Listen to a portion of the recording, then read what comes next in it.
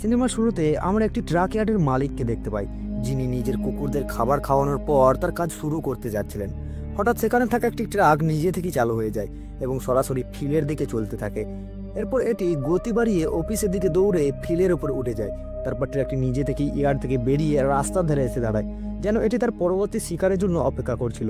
সেদিন দুপুরে আমরা হোপ নামে একটি মেয়েকে দেখি, যে ব্রাইড নারে একটি জায়গা থেকে কিছু পর্যটকদের নিয়ে যাওয়ার পরিকল্পনা করছিল। সে তার বস রে এবং রে এর ছেলে লোগানকে বিদায় জানিয়ে বেরিয়ে পড়ে। রে একটি ছোট ক্যাফেটেরিয়া এবং হোটেলের মালিক ছিল এবং হোপ তার হোটেলে থাকা পর্যটকদের ট্যুর গাইড হিসাবে কাজ করত। তবে সেই পথে হোপকে সেই ভূতের ট্রাক দেখতে পায়। হোপ যখন ব্রিজস্টোনে পৌঁছায় তখন তার দেখা হয় অ্যাবি এবং তার বাবা থার্ডের সঙ্গে। তারা সবাই সেখানে হাইকিং করতে এসেছিল, আর হোপ ছিল তাদের ট্যুর গাইড। এরপরে আমরা জন নামের একজন ট্রাক ড্রাইভারকে দেখি, যার ট্রাক হঠাৎই নিয়ন্ত্রণ হারিয়ে ফেলে। জন ব্রেক চাপানোর চেষ্টা করে, কিন্তু কোনো লাভ হয় না, আর ট্রাকটি রাস্তার উপরে দ্রুত চলতে থাকে এবং কয়েক মিনিট পরে কোনো রকমের ট্রাকটি থামাতে সক্ষম হয় এবং তখন সে বেরিয়ে দেখে কিভাবে এটি ঘটলো। হঠাৎ ট্রাকের ভেতরে কিছু শব্দ শুনতে পেয়ে সে দেখতে চায় ভেতরে কেউ লুকিয়ে আছে কিনা, কিন্তু ট্রাঙ্কে ঢুকতেই দরজা নিজে থেকে লক হয়ে যায় আর সে ভেতর থেকে আটকে পড়ে।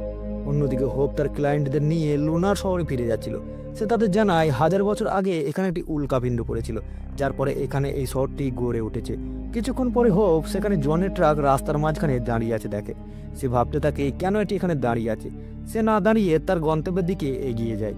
এর কিছুক্ষণ পর সেই ভূতের ট্রাক তার সামনে আসে, যা সকলে রাস্তার ধারে দাঁড়িয়েছিল। হোপ তার গাড়ি থামিয়ে বাইরে নেমে দেখে হয়তো ড্রাইভারের সাহায্যের প্রয়োজন, কিন্তু ট্রাকটি একবারে খালি ছিল। এটি রাস্তার মাঝখানে দাঁড়িয়েছিল। থার্ড এটিকে ঠেলে সরানোর চেষ্টা করছিল।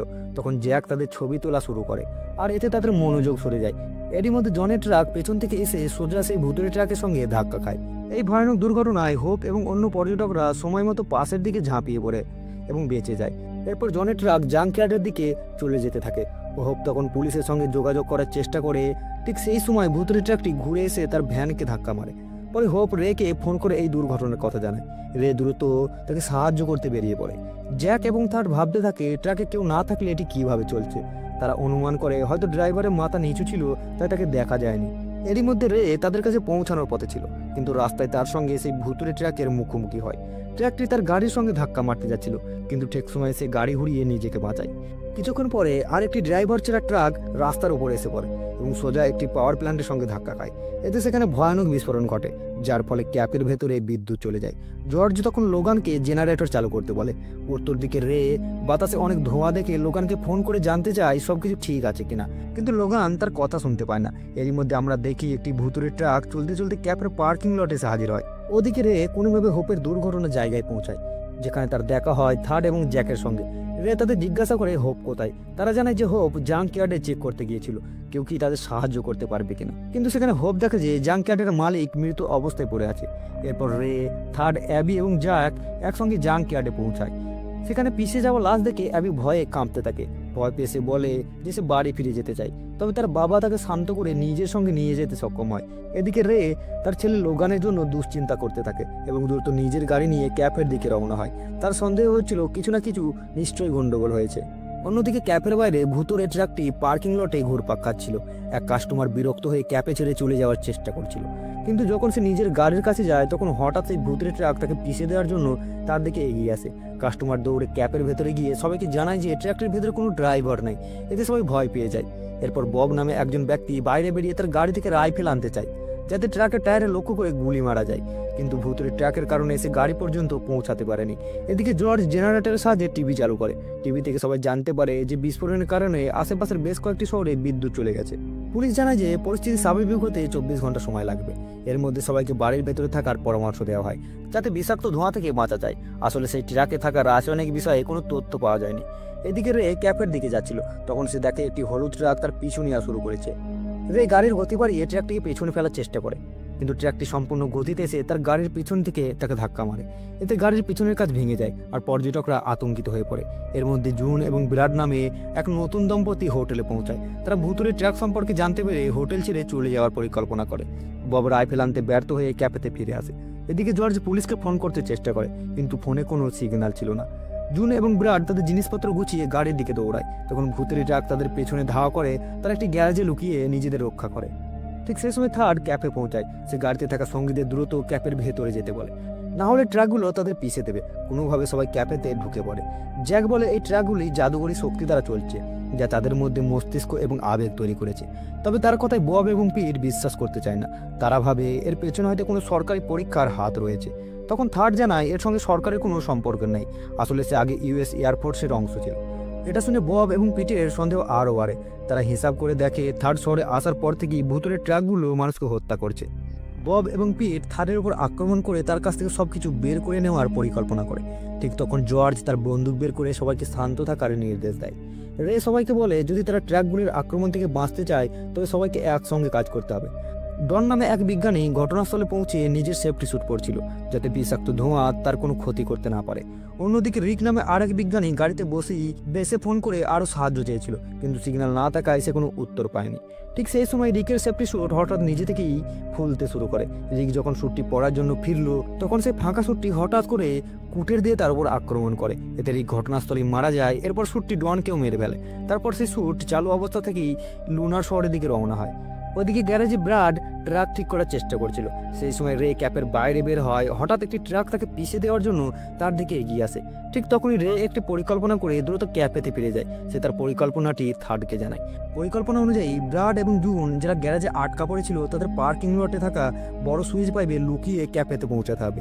রে এবং থার্ড ট্রাকগুলোর দৃষ্টি অন্যদিকে সরিয়ে রাখবে, যাতে লোগান এবং অ্যাবি নিরাপদে ক্যাফেতে ঢুকতে পারে। ওদিকে ব্রাড যে ট্রাকটি ঠিক করার চেষ্টা করছিল সেটি হঠাৎ চালু হয়ে যায় এবং ব্রাডকে পিছিয়ে দেওয়ার চেষ্টা করে। ব্রাডের যন্ত্রণাদায়ক চিৎকার শুনে জুন তার সাহায্যে ছুটে আসে, কিন্তু জুন দরজা খুলতে পারছিল না। কোনোভাবে দরজা ভেঙে তারা দেখে ব্রাডের মৃতদেহ চূর্ণ বিচূর্ণ হয়ে পড়ে আছে। এটি থেকে জুন মানসিকভাবে ভেঙে পড়ে এবং রাগের ট্রাকটিকে কুটার দিয়ে আঘাত করতে থাকে। ঠিক তখন রে সেখানে পৌঁছায়। ট্রাকটি জুনকে আঘাত করার আগেই রে তাকে ক্যাপের ভেতরে নিয়ে যায়। এর মধ্যে লোগান ব্রাডের দেহ টেনে নিয়ে গ্যারেজে আসে। ক্যাপেতে জুন তার স্বামীর মৃত্যুতে স্তম্ভিত হয়ে কান্নায় ভেঙে পড়ে। হোপ তাকে শান্ত করার চেষ্টা করে। ওই সময় পার্কিং লটে থাকা সব ট্রাক নিজেদের মধ্যে আলোচনা করে ঠিক করছিল যে তারা কিভাবে মানুষদের শেষ করবে। অ্যাবি যে কোনোভাবে গ্যারেজ থেকে বের হতে চেয়েছিল, তাই পরিকল্পনা অনুযায়ী সে দৌড়ে সুইচ পাইপে লুকিয়ে পড়ে। লোগানও তার পেছনে পাইপে প্রবেশ করে, কিন্তু ঠিক তখনই একটি ট্রাক তাদের মারার জন্য পাইপের ওপর প্রচুর ধ্বংসস্তূপ ফেলে দেয়। এটি দেখে খুব ভয় পায় এবং নিজের ছেলেদের রক্ষা করার জন্য ট্রাকগুলোর দৃষ্টি অন্যদিকে সরানোর চেষ্টা করে। চারিদিক থেকে ভুতুরে ট্রাকগুলি তার দিকে এগিয়ে আসছিল। রে বন্দুক বের করে গুলি চালাতে শুরু করে, কিন্তু গুলিতে ট্রাকগুলোর কোনো ক্ষতি হয় না। ঠিক তখনই ট্রাকগুলো তার কাছাকাছি পৌঁছায়, তখন তারা হঠাৎ বন্ধ হয়ে যায়। এই সুযোগে রে তার ছেলেকে পাইপ থেকে বের করে এনে ক্যাফেতে নিয়ে আসে। এদিকে ক্যাফেতে থাকা সবাই দেখে ট্রাকগুলো দাঁড়িয়ে আছে। বব এবং পিট ক্যাফে থেকে বের হওয়ার সিদ্ধান্ত নেয়, কিন্তু জর্জ তাদের থামিয়ে দেয়, কারণ তার মনে হচ্ছিল বিপদ এখনও কাটেনি। কিন্তু বব এবং পিট জর্জের উপর আক্রমণ করে। তখন থার্ড তাদের থামানোর চেষ্টা করে, কিন্তু পিট তাকে আঘাত করে মাটিতে ফেলে দেয়। ঠিক তখনই জ্যাক পিটের মাথায় বোতল দিয়ে আঘাত করে এবং পিট অজ্ঞান হয়ে পড়ে। ওদিকে রে অ্যাবি এবং লোগানকে সুয়েজ পাইপ থেকে বের করে নিরাপদ ক্যাফেতে নিয়ে আসে। ঠিক তখন বব ক্যাপের বাইরে বের হয়। হঠাৎ করে সব ট্রাক আবার চালু হয়ে রক্তের পিপাসা নিয়ে তার দিকে তেড়ে আসে। বব কোনোভাবে একটি ঘরে লুকিয়ে নিজেকে বাঁচায়। এদিকে স্বামীর মৃত্যু শোকে জুন ক্যাপের পেছনের দরজা দিয়ে বেরিয়ে আসে। তখন একটি ট্রাক তাকে পিষে ফেলে মেরে দেয়। জুনের মৃত্যু নিশ্চিত করার পর সব ট্রাক আবার একত্রিত হয়ে তাদের পরবর্তী পরিকল্পনা করতে শুরু করে। এদিকে রে বুঝতে পারছিল না যে ট্রাকগুলির পরবর্তী পদক্ষেপ কি হতে পারে, তাই সে জর্জকে ম্যাপ আনতে বলল, যাতে তারা এখান থেকে পালানোর একটি পথ খুঁজে বের করতে পারে এবং এই বিপদ থেকে রক্ষা পায়। ম্যাপ দেখে তারা হিসাব করলো যে যদি তারা উত্তর দিকে 12 কিলোমিটার এগিয়ে যায় তবে একটি খনি থেকে বেরোতে পারবে, যেটি একটি এয়ারপোর্টের পাশে অবস্থিত। তারা পরিকল্পনা করলো যে থার্ড সেখানে গিয়ে একটি হেলিকপ্টার নিয়ে আসবে, যাতে সবাইকে নিরাপদে সরিয়ে নেওয়া যায়। অন্যদিকে বব কিছু বোমা বানালো, যাতে ট্রাকগুলোর উপর আক্রমণ করা যায়। সে একটি ট্রাকে বোমা বিস্ফোরণ ঘটিয়ে আগুন ধরিয়ে দিল, কিন্তু সে বুঝতে পারেনি যে এই আক্রমণ তাদের জন্য বিপজ্জনক হয়ে উঠবে। ট্রাকটি তার দিকে এগিয়ে এসে ধাক্কা মারে এবং সেই ভয়াবহ বিস্ফোরণে বব এবং পিট দুজনেই মারা যায়। এদিকে অ্যাবি যখন তার চোখের সামনে এই সব কিছু দেখলো, তখন সে বেঁচে থাকার সমস্ত আশা হারিয়ে ফেললো। তার মনে হতে লাগলো যে এই ট্রিপে বাবার সঙ্গে আসার সিদ্ধান্তই ভুল ছিল। তাকে হতাশ দেখে লোগান তার পাশে বসে এবং তাকে সাহস দিল এবং প্রতিশ্রুতি দিয়ে বলল যে তারা এখান থেকে নিরাপদে বেরিয়ে যাবে। লোগান তাকে বলল যে যখন থার্ড ট্রেনিং সেন্টারে পৌঁছাবে সে হেলিকপ্টার নিয়ে তাদের সাহায্য করতে আসবে। কিছুক্ষণ পর রাত হয়ে গেল এবং ট্রাকগুলো আবারও তাণ্ডব শুরু করলো। তারা প্রথমে ক্যাপের জলের পাম্পটি ভেঙে ফেললো এবং তারপর জেনারেটরটিকে ধাক্কা মারলো। লোগান দ্রুত গ্যারেজে গিয়ে তার বাইকটি নিয়ে এলো। এর আগে যে ট্রাকগুলো তাকে ধ্বংস করতে পারবে, জর্জ বুঝলো যে পরবর্তী লক্ষ্য তার ক্যাপে। ঠিক তখনই তারা বাইরে থেকে একটি ফোন বাজার শব্দ শুনতে পেল। তাদের মনে হলো এটি কোনো উদ্ধারকারী দলের ফোন হতে পারে। অ্যাবি তার জীবন ঝুঁকির মধ্যে ফেলে ফোনটি ধরতে বুথের দিকে দৌড়ে গেল। জ্যাক যখন এটি বুঝতে পারলো যে অ্যাবির পেছনে দৌড়ে গেল। ঠিক যখন ট্রাকটি অ্যাবিকে পিষে দেওয়ার জন্য এগিয়ে আসছিল, জ্যাক থেকে বাঁচালো, কিন্তু এই চেষ্টায় সে নিজেই ট্রাকের নিচে পিষ্ট হয়ে মারা গেল। এটি দেখে অ্যাবি ভেঙে পড়লো, কারণ তার জন্য জ্যাক নিজের জীবন হারালো। এরপর সব ট্রাক ক্যাফেতে আক্রমণ করার জন্য প্রস্তুত হলো। রে সবাইকে দ্রুত মাটিতে শুয়ে পড়তে বললো, কিন্তু ক্যাফেতে ঢোকার আগে সব ট্রাক ফুয়েল পাম্পের সামনে থমকে গেল। এটি থেকে রে বুঝতে পারলো যে যখন সে অ্যাবি এবং লোগানকে বাঁচানোর জন্য গিয়েছিল, তখন ট্রাকগুলো তাকে কেন মেরে ফেলেনি। প্রকৃতপক্ষে ট্রাকগুলো রেখে জীবিত রেখেছিল যাতে সে তাদের মধ্যে জ্বালানি ভরতে পারে। এই সুযোগে থার্ড লোগানের বাইক নিয়ে এয়ারপোর্টের দিকে রওনা হলো। যাওয়ার আগে সে তার মেয়ে অ্যাবিকে বিদায় জানালো এবং প্রতিশ্রুতি দিল যে সে আগামী সকাল পর্যন্ত ফিরে আসবে, কিন্তু অ্যাবি সেখানে থাকতে রাজি ছিল না, তাই থার্ড তাকে সঙ্গে নিতে বাধ্য হলো। এদিকে হোপ জানতে পারলো যে রে সব ট্রাকে জ্বালানি ভরছে। সব ট্রাকে জ্বালানি ভরার পর হোপ ও রে লোগানকে খুঁজতে বের হলো। লোগান তখন ঝোপের মধ্যে লুকিয়েছিল। টর্চের সাহায্যে লোগান তাদের নিজের কাছে ডেকে পাঠালো। লোগান জানালো যে জর্জ তাদের সঙ্গে এখানে আসেনি, কারণ সে ক্যাব ছেড়ে যেতে রাজি ছিল না। কিন্তু সত্যি কথা হলো জর্জ ইচ্ছাকৃতভাবে ক্যাফেতে থেকে গিয়েছিল, যাতে সে ট্রাকগুলোর দৃষ্টি অন্যদিকে সরাতে পারে এবং নিজেকে রক্ষা করতে পারে। এরপর জর্জ ট্রাকগুলির ওপর গুলি চালানো শুরু করলো। ট্রাকগুলির নেতা এটি দেখে খেপে গেল এবং তার ট্রাঙ্ক ফেলে দিয়ে শুধুমাত্র ইঞ্জিনের সাহায্যে দ্রুত জর্জকে পিষে মারার জন্য এগিয়ে গেল। এটি দেখে জর্জকে বাঁচানোর জন্য দৌড়ালো, কিন্তু সময় মতো পৌঁছাতে পারলো না এবং জর্জ ঘটনাস্থলেই মারা গেল। জর্জের মৃত্যুর পর রে প্রচণ্ড রেগে যায় এবং প্রতিশোধ নিতে সে ট্রাকের উপর গুলি চালায়, যার ফলে একটি ভয়াবহ বিস্ফোরণ ঘটে এবং সেই ট্রাক ধ্বংস হয়ে যায়। ট্রাকগুলোর বাকি সদস্যরা তাদের নেতার মৃত্যু দেখে রেগে যায় এবং সমস্ত জীবিত মানুষকে শেষ করার সিদ্ধান্ত নেয়। অন্যদিকে রে, লোগান এবং হোপ পাহাড়ের উপরে উঠে যায়। তারা সিদ্ধান্ত নেয় যে তারা সেই রাত্রি সেখানেই কাটাবে, কারণ তারা জানতো যে ট্রাকগুলো সেখানে পৌঁছাতে পারবে না।